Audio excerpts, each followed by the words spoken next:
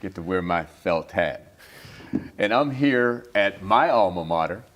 You know, this is Member Connection, and I'm here today with the president of Miami Dade College North Campus, Mr. Fermin Vaquez. Man, it is so good to be here with you. Man, it's so good to be here with you also, Eric. You know, I'm so glad to see you're back home. Yeah. Where it all started for you and in your college endeavors. Definitely a chilly morning here in South Florida. Nothing like waking up to 40-degree weather. Right. Definitely. And it's always great to have this opportunity to connect with our community. And thank you for being here at our School of Entertainment Design Technology recording this session. I'm sure that you've seen over the years North Campus grow. Oh, absolutely. I believe it's 1978, 79 that I graduated, started in 77 when I got out of the Army, and I came back to Miami and came directly to Miami Dade College, and I studied merchandising, and I minored in marketing. And you know, we have meetings up in the center over there, and I remember you and I talked about that being the faculty offices at the time. And Mrs. Halprin was my lead professor back then, and it was definitely an experience that I'll always remember. I mean, Miami Dade College, one, if not the biggest institution when it comes to higher education throughout the United States, not just South Florida. And so you bring so much to our community, not just education, but everything else that you're doing. But let's talk about you a little bit. Okay. Before we get started. How did you find your way here at the North Campus? Wow. So it's a story. It's definitely a story. Been with the college on and off about 20 years now. I had a 1.5-year stint there at the school board. Okay. But I soon found out that my calling was back here at MDC. Okay. I'm proud to say, just like yourself, I'm an alumnus of Miami Dade College. Graduated, humble beginnings, started right here at MDC. And, you know, like so many students, I took classes at multiple campuses. Right. But North Campus was no stranger to me. Right. And my predecessor, Dr. Malou Harrison, our executive vice provost today, she took me under her wing. I've been with her working together on this campus since 2013. Wow. And as she ascended to the ranks of provost and executive vice president, there was an opportunity for me to step into her role. Right. And continue the good work that she's continue on here at the North Campus. And you know, I love to hear about the history of the North Campus. Right. And I think one of the greatest things that makes our institution always at the cusp of being the educational leader it does, it always looks to evolve. Right. So as you walk around the North Campus specifically, you see the growth, but the growth in programs and in different areas that really are to better serve this community. Right. You know, we're that educational partner that we go hand in hand with this community, and we show opportunity. You know. Right. And you know, you mentioned community, and it was Miami Dade Community College, right? And it was about the community. It always has been about the community. You speak about being under Dr. Malou Harris's wings. You know, having mentors. You know, talk about that. How important that is. Well, it's been directly the success of my career. I had the two greatest mentors that I worked for. First of all, it was our current college president, President Madam Pumariega. I was her dean of administration. Oh, wow. I didn't know that. Yeah, yeah. And then after that, I became the administrative director for Dr. Malou Harrison. And I got to tell you, the wisdom, the insight, the vision that great leaders have really make a student. Right. Really make a student. And I was a student of their craft. And it's truly great to see how they've both ascended to their new roles. And every time I'm around them, I'm inspired by their vision, by their thought leadership of understanding where this community needs Miami-Dade College to be. Because we can't sit down and say we're the greatest and we serve this community the best. That's not enough. Right. We have to find better ways, find more efficient ways, find ways that we can meet the student where they're at in life. And like so many, you know that these last couple of years have been quite a challenge for our community. Yeah, let's talk about that part. Obviously, we're still struggling with Omicron impacting our community.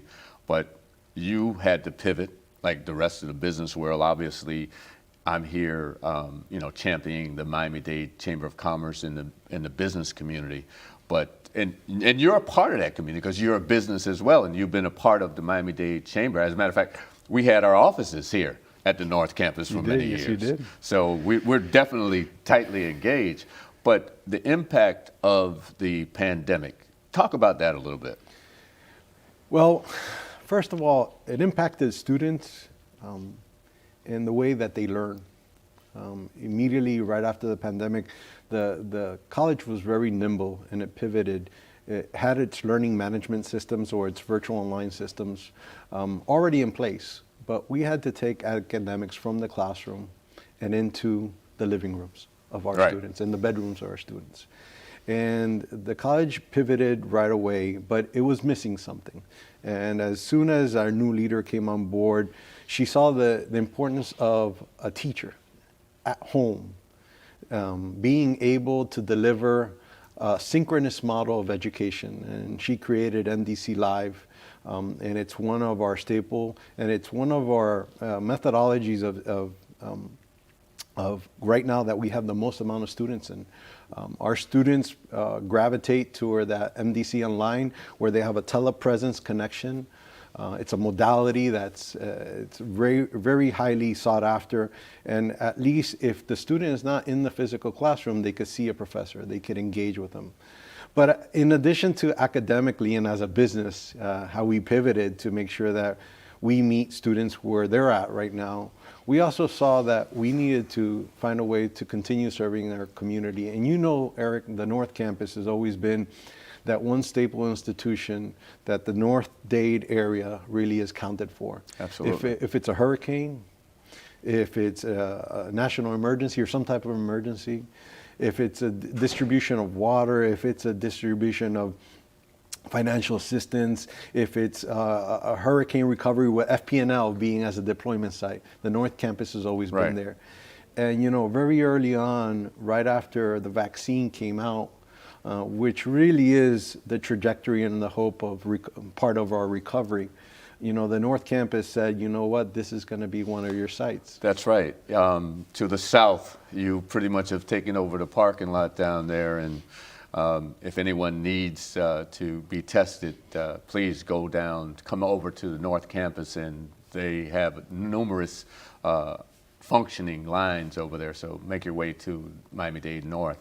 We're speaking about the community again. I was just thinking, I was at an event several months ago with, and I'm trying, Newton Sannon and his organization. And we're doing this along with Rick Beasley with Career Source South Florida.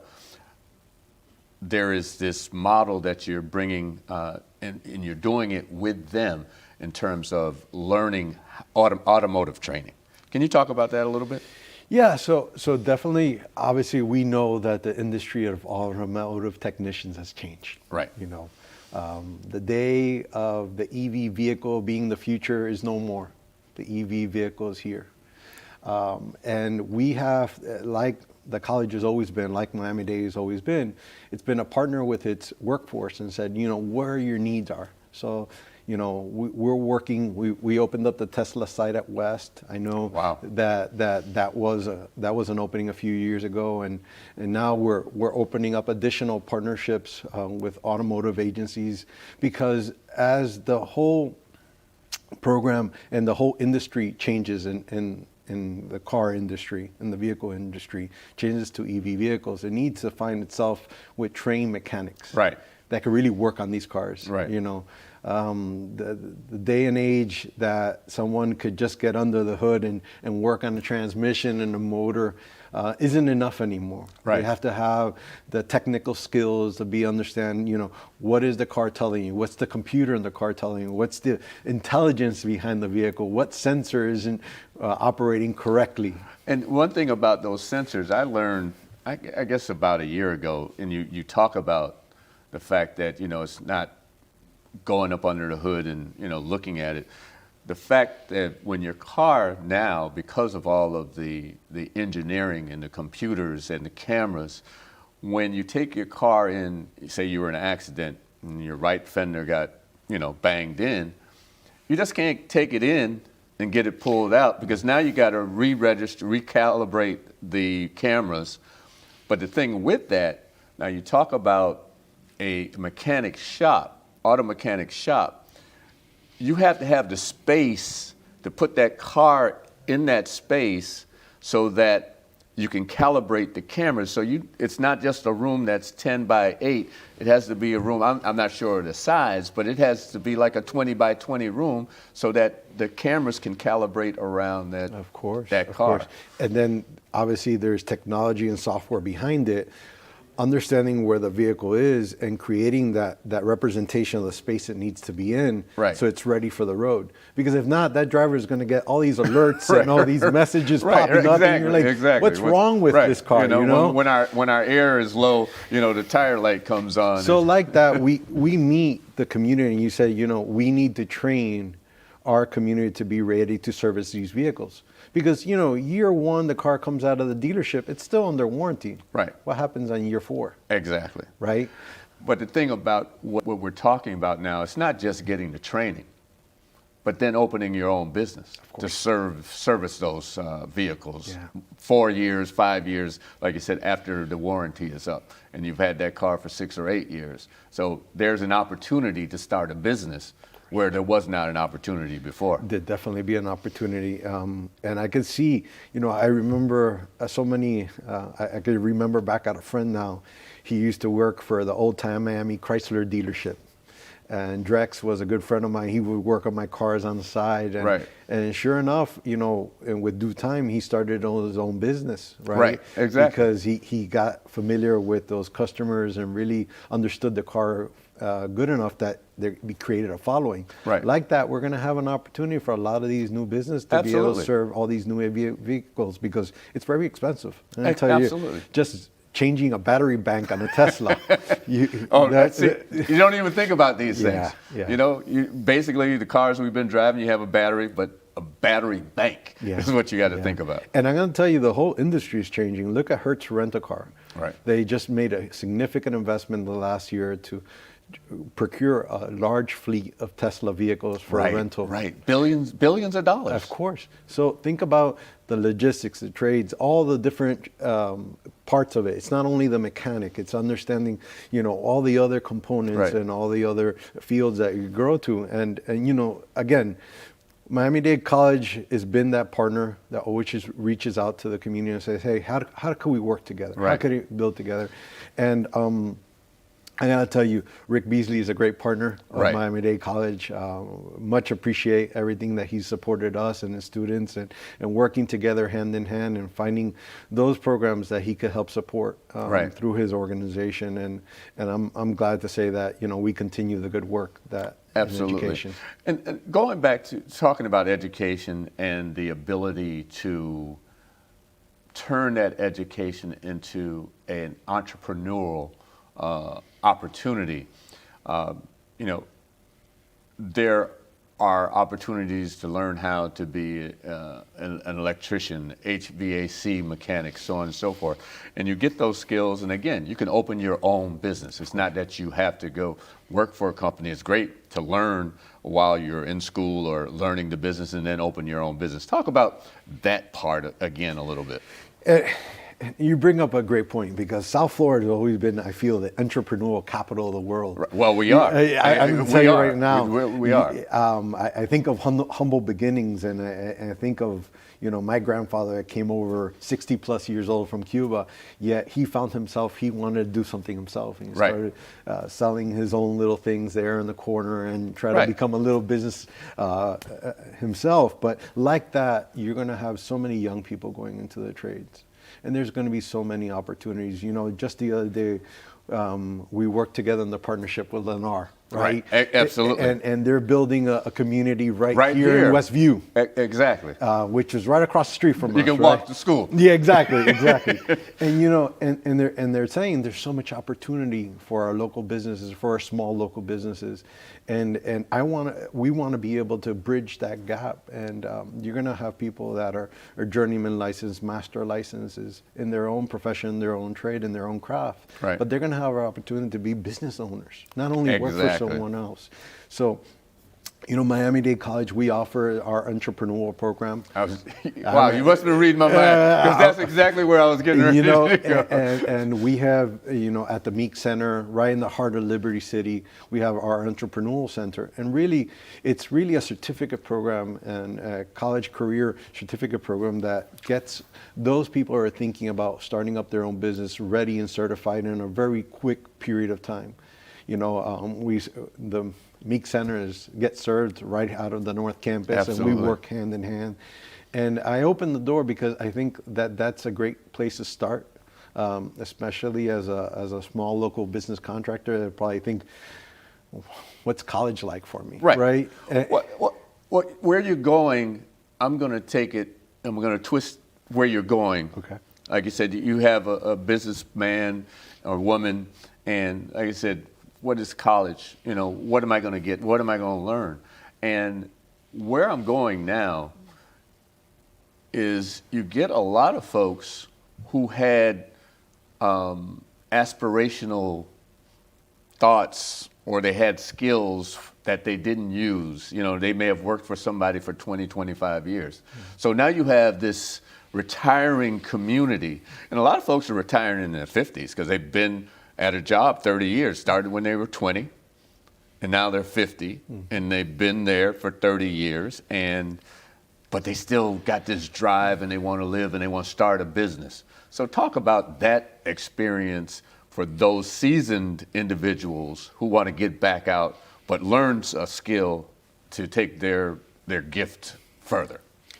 Eric, you're speaking about me. I started at MDC when I was 22. Right. I'm 42, and I'll be 30 years of service when I'm 52, right? Right. And I think about that, and you're right, because I think I have so much to give. Right. And those people at 50 feel that they have so much more to give still, right? They're probably at the cusp of the knowledge. Absolutely. And what they would find themselves is finding the necessary skill set to understand the business end of it, to understanding, what are the right decisions and what are the economics of how you open your business and how do you grow it to scale, with understanding what are the different partners in the organization and understanding what the basic business knowledge is that you would need to be successful in operating and now in this business environment. Because the trade and the craft, they're masters in. Right, exactly. Right? They know. They've been doing it for 30 years. And they've been doing it for 30 years. That electrician knows how to hardwire that house, knows how to rewire that house. That roofer knows how to do that roof. That AC mechanic knows how to fix that AC. They know it inside and out. What they need help on is the business side of it. What I call the back of the house. Yes. And even people, and I'm switching up on you again, even people who have been in business, for whatever reason, they're great at what it is that they do. They may be a chef, they may be a seamstress, they may be an auto mechanic. Mm-hmm. But now, and even then, a lot of people, and I'm jumping all over the place because my mind is, going back to the pandemic and, the PPP, accessing PPP and the EIDL. A lot of people weren't able to do that because they didn't have the back of their house together, what you're talking about. Yeah. So talk about that a little bit. And that's what a structured program does, right? It brings you a sound mindset, how to create a business model and how to be able to create the necessary reporting and how to really create a pro forma for your business so that when you go in for those government loans or you go in for that government support and they're asking you for all that backup documentation, this is just something you've been building every single day as part of your business. Absolutely. Think about the next level is as they're bringing in hopefully potential partners. That brings transparency to their business. There are a lot of philanthropists out there, a lot of venture capitalists out there that are looking to invest in the communities that they're in. And small local businesses is one of those areas because they want to see that community grow. Absolutely.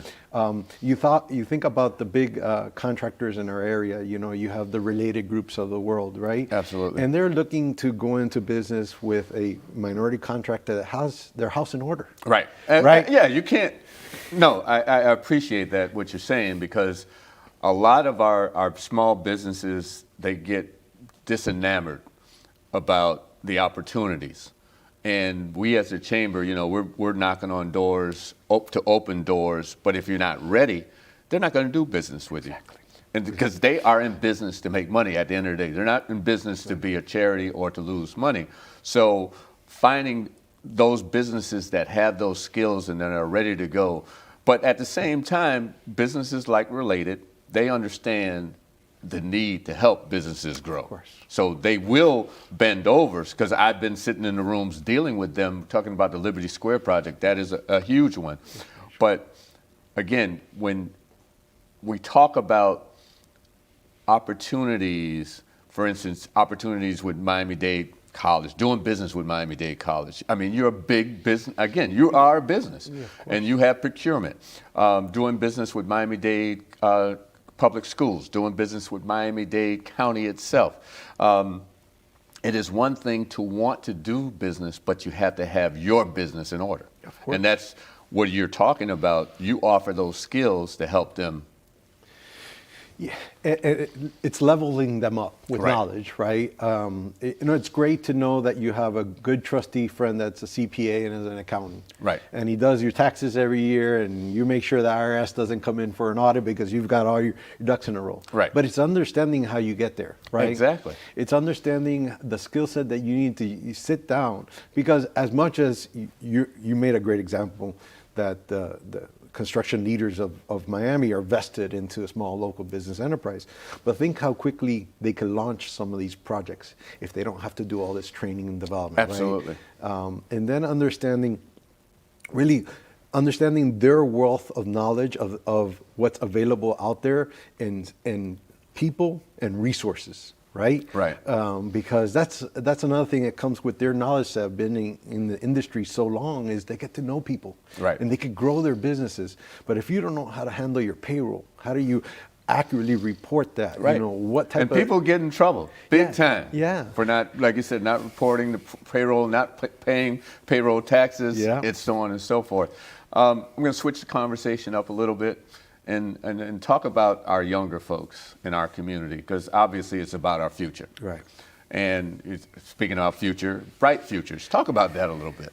Well, Bright Futures is a great program in which really students that are performing well in the school system find themselves with an opportunity to have not to worry about the financial burden of college, and really sometimes even put some money in their pocket along the way. But I want to expand that to Bright Futures to a little bit, some additional programs. Okay. So, Miami Dade College for the history that I know, Honors College has always been one of those staple programs. Okay. But I'm so happy to tell you that we've expanded beyond Honors College, right? Now we have our Rising Black Stars program, and we have our Presidential Scholars program. These are two scholarship programs that really provide free access to college, put some money in the pocket of the student, and really give them an opportunity for them to focus on their studies, really focus on their success. Our youth needs us to think of them and where they're at in life, and we need to find ways to bridge that gap. I don't think we could responsibly say that in the last couple of years it hasn't been hard on our students and our kids in this community, like it's been in the rest of the world. I think that as educational leaders, we need to look at ourselves, each other, and say, these kids are coming from high school they think they're college ready, and we want to make sure that they perform well when they're coming to college. So we have to assess them, see where they're at, work with our faculty, work with our administrators, work with our student service areas, provide them with the wraparound services that we could offer. Because I'll tell you, one of the greatest things about Miami-Dade College being so large is the resources that we have. Absolutely. Yeah, not only the resources that we have here, but also the resources we get through grants. Right. And how do we leverage that to meet that student and fill those gaps that they have? Really working together, you know. So it's so important to understand, to promote these programs so our students could apply for them, hopefully land those scholarships. And if they don't land those scholarships, there's also all types of grants and scholarships that we award here in the institution that we could work with that student. I think the message I need to send to the youth of this community is, when Miami-Dade College says opportunity changes everything, it's your opportunity. Right. And there shouldn't be a single reason why there's not a single student that graduated from the K-12 system that couldn't find themselves being successful in college. And I challenge you. I challenge you to come to Miami-Dade College. I challenge you to come to the North Campus and come and register.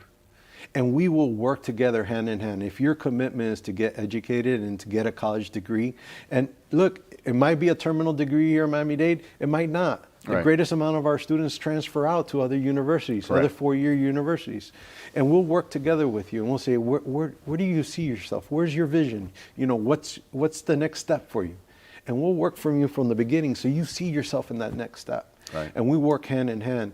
And I think that's what makes us so great here at Miami-Dade College, is that we work with the student where they're at and find how to bridge that gap. Before we wrap it up, I'm going to shift it again. And obviously, we were just speaking about those young folks who are in high school. But you just partnered with KIPP. And you want to talk about that a little bit? I got to tell you, it's been great. KIPP, you know, because Knowledge is power. Knowledge is power. Knowledge is power. And as a school of hope in our community, it's exactly going to do that. It's going to be a K-12 site built right here, Right at here the North Campus. At the North Campus. Wow. Well, Well, it's being built right now. Yes, yes. Walls are being erected. Right, I'm right, sure you saw as right, you drove in, you saw right. those big walls being erected. And I'm so proud to say, you know, when Miami-Dade College opened its doors, it opened its doors here at North Campus. Right. And you know, because of the history, that this used to be an old tarmac for the Aviation. for aviation. Right. And to think that where the school's being built was a piece of dirt and some asphalt Right. for so many years, and really serving little to no purpose for education, right? Because we all know the big games we had at Travis Powell. Absolutely. That served as parking, but we still have plenty of parking around campus. Yes, we do. To think that we could now change that and create an opportunity for the children of our community to be able to get a degree right here at KIPP, at the North Campus. And then think about our dual enrollment opportunities. Right. Right? That a student sees themselves being at college while they were in grade school. Right. Right? Right. That they never feel that college is this big A stretch, something that you that's not can't achievable. even think about. Right. Guess what? Exactly. I've been going to college all through grade school, you know? So we got to wrap it up. This has been amazing conversation. I definitely got to come back and continue this conversation with you. But if someone wants to know more about Miami-Dade College, how to enroll in the North Campus, the downtown campus, the South Campus, the Liberty City, the Carrie Meeks Center, how can they get in touch with you? Well, I tell to the whole community, visit www.mdc.edu. There are many links there to different opportunities, different programs. If all fails, you could always just call the main line. Right. And 305-237-1000. And really, you could get information. We'll channel you to the different departments to be able to provide you support. But this day, you know, just look us up on the mdc.edu website, and I'm sure we'll be able to help you virtually. Right. And if not, just over the phone, just give us a call. All right. And if you want to know more about the Miami-Dade Chamber of Commerce, you can contact us at www.m-dcc, or you can call the Chamber at 305-751-8648. Thank you for joining us. Mr. President, thank you so much. This has been Member Connection, and we're truly proud of our relationship and connection with the Miami-Dade College system. Well, Eric, it was a true pleasure to having you. And I want to say before we wrap up the show, I want to invite you for this to be your new home for your show. So think about future productions. Wow. I want you to think that MDC is part of the Miami-Dade Chamber's home, as always been, as members of we are. And right here at the School of Entertainment Design Technology, you've met some of our team. We have a great bunch of students that can help you produce this show. And I'm glad to see that we could continue hopefully working together in future productions. Well, you just made my day. Thank you so much. I look forward to working with you, working with your team, and working with our members. You guys heard that right from the president's mouth. We're going to be doing Member Connection right here at the North Campus. It's coming to a station near you. Thank you so much. All right. Thank you.